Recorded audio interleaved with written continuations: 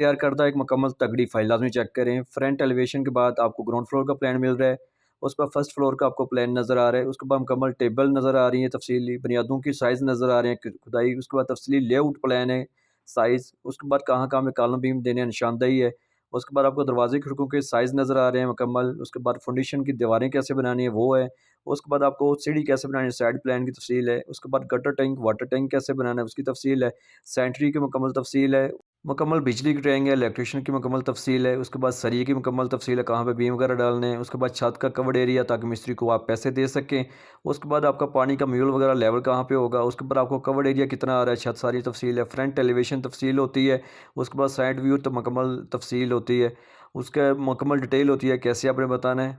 उसके बाद आपको दूसरी साइड की भी नज़र आ रही है,